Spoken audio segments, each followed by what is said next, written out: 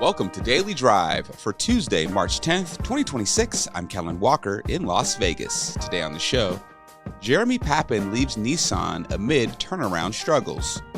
Infiniti fast tracks a 600 horsepower QX80 Red Sport. And Slate Auto names a new CEO ahead of its launch this year. Plus, Edmunds Director of Insights, Ivan Drury, joins the show and says the negative equity crisis is here to stay. Unless you really force people to change their kind of behavior and call prices stop going up, which we're like, yeah, it's debatable too, we'll just continue to see this issue. Let's run through all the news you need to know to keep up in the auto industry. Nissan is replacing CFO Jeremy Pappin, who's stepping down for personal reasons. George Leondis will take over April 1st as the automaker braces for a 60 billion yen operating loss this fiscal year. Pappin oversaw North American operations from 2021 to 2024 and became CFO just last January under former CEO Makoto Uchida.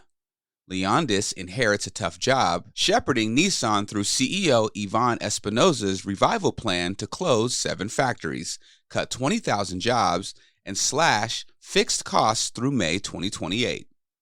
Meanwhile, Infiniti is fast-tracking a 600 horsepower QX80 Red Sport for spring 2027, aiming for quicker market entry before rolling out an even more powerful variant. The Red Sport model targets around 600 annual sales. Infiniti says it represents the first step toward a roughly 680 horsepower full-performance QX80 expected in 2028. The strategy acknowledges Infiniti's need for speed to market as it struggles with brand awareness. Sam Fiorani of Auto Forecast Solutions says Infiniti would be leaving money on the table if they didn't take advantage. We'll have more on this story in a minute with our own Urvash Kakaria. And Slate Auto has named a new CEO.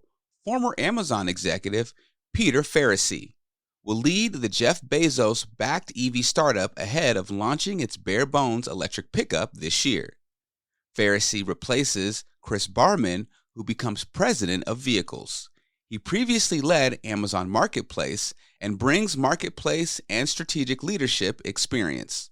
The company's two-door pickup, called the Blank Slate, comes stripped of creature comforts and paint to hit a starting price in the mid-20,000s. Production at Slate's Indiana factory is planned for late 2026. And those are today's headlines. You can read more about all those stories at autonews.com. Joining me now to talk more about the Infiniti story is Automotive News Atlanta Bureau Chief Urvash Kakaria. Urvash, welcome back to Daily Drive. Hi, Kel. Thanks for having me back. Urvash, you mentioned Infiniti is adopting a pragmatic approach with the Red Sport variant before the more extreme track spec inspired version. What's the intent with this more muted performance version? Yeah, so Infiniti is planning a full-blown performance line that would rival Mercedes-Benz AMG or BMW M. But that's going to take a little work. It's going to take a little time. They're going to partner with third parties to develop these high horsepower vehicles, sporty designs. So instead of waiting until all that gets developed and materialized, Infiniti is sort of taking an interim step where they're taking their QX80, which is their flagship SUV, and they are producing a Red Sport version. So Red Sport was a performance line. It was applied to the Q50 and the Q60. So in this case, the QX80 Red Sport will be a 600 horsepower vehicle. That's compared to about 540 horsepower that the standard QX80 is. So it's not going to be as extreme as that AMG type model, which would be a 600 and almost 680 horsepower vehicle. So it's kind of an interim step. It gets this performance vehicle to market sooner, and it creates buzz. One of the challenges Infiniti has is that it needs to raise its brand awareness, which is critical to driving sales. And by creating a vehicle like this, which won't be very high volume, it'll get people aware of the company. It'll draw in the enthusiast crowd, It'll bring people into Infiniti stores, many of whom may not necessarily buy the red Sport, but they will look at the rest of the lineup and they may buy one of the more, standard vehicles. Now, the article notes Infiniti is targeting just 600 units annually for the Red Sport with dealer allocation based on QX80 sales performance. How does that limited volume fit into Infiniti's broader strategy to compete with established performance brands like AMG and BMW M? And what would success look like for this program? So, Infiniti is a luxury brand. They're not into mass volume. Their goal is, as a luxury brand, is to, drive the price, sell at a higher profit margin.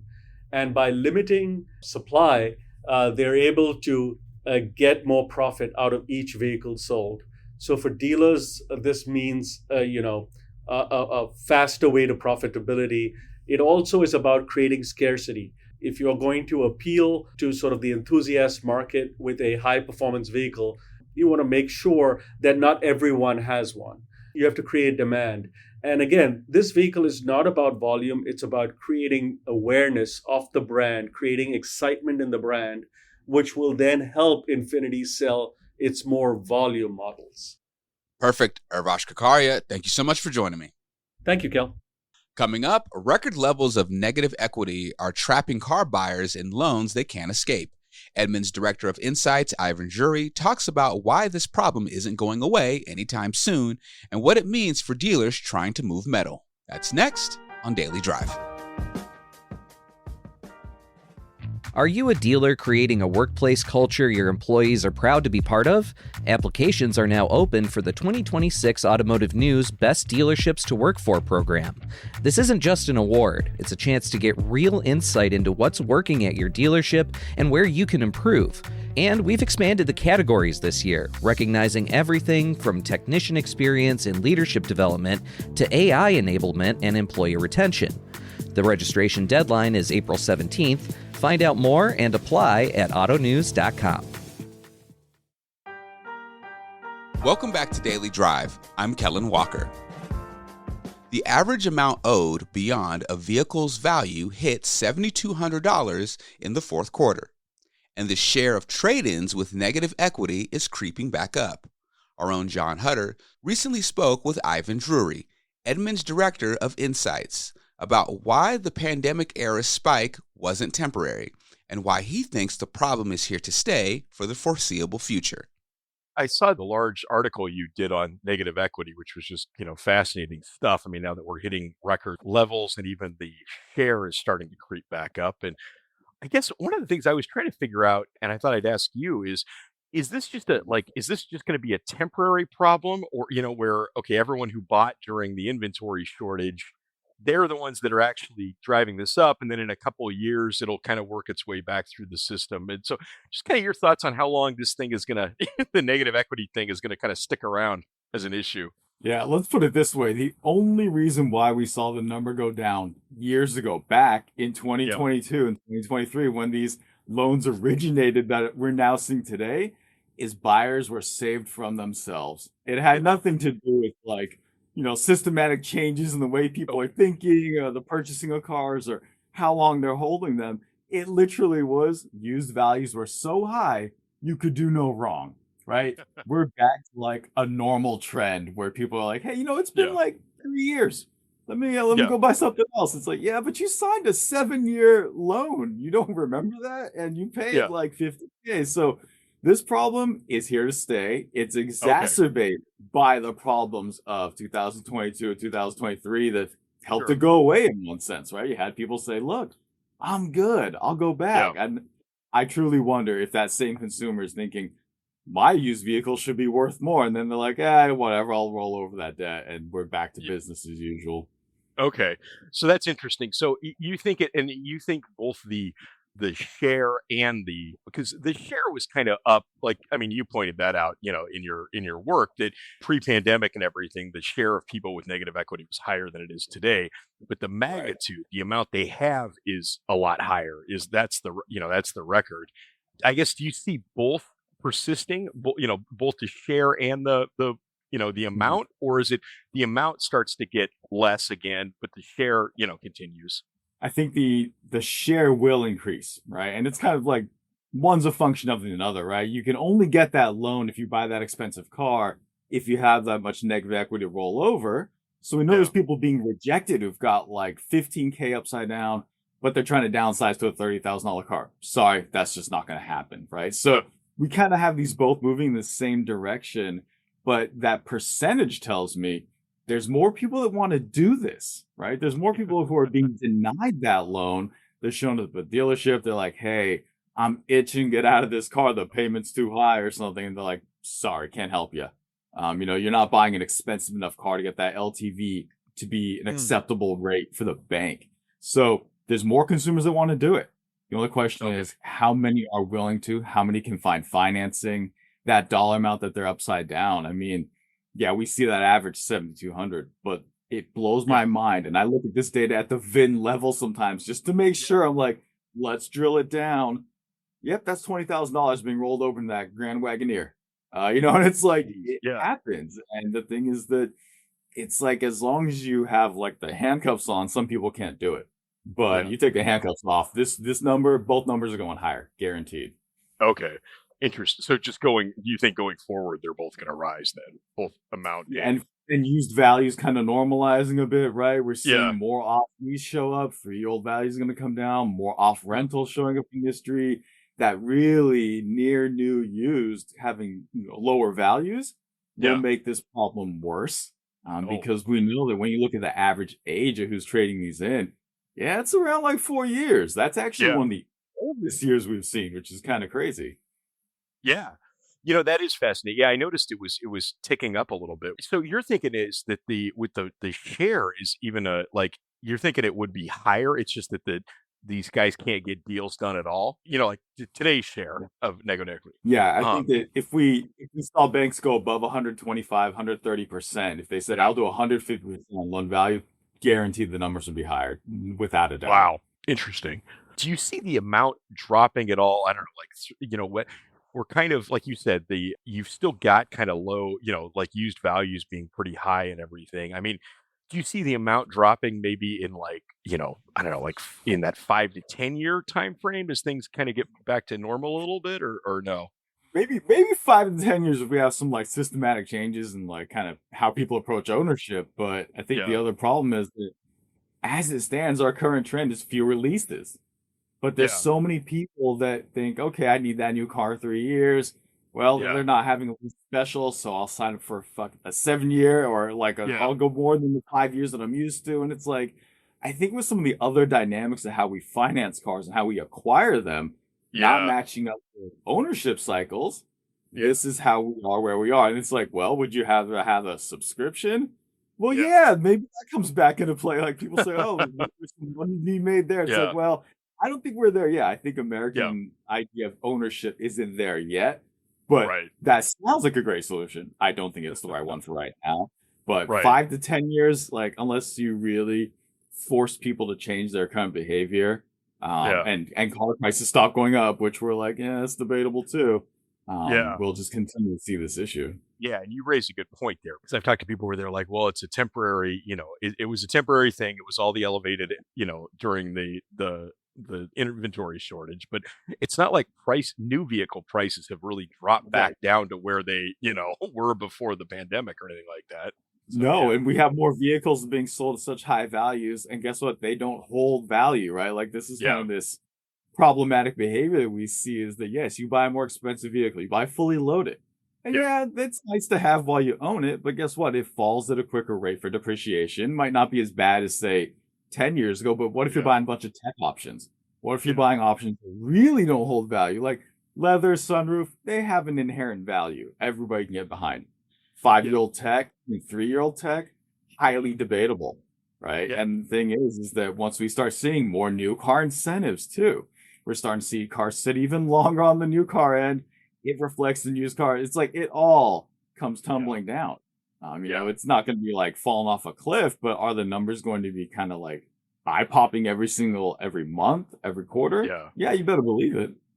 Are you hearing more from dealers just that they can't get they just can't get customers placed with the negative equity they've got in terms of, kind of back to the point of the deals we don't even see because they don't even happen.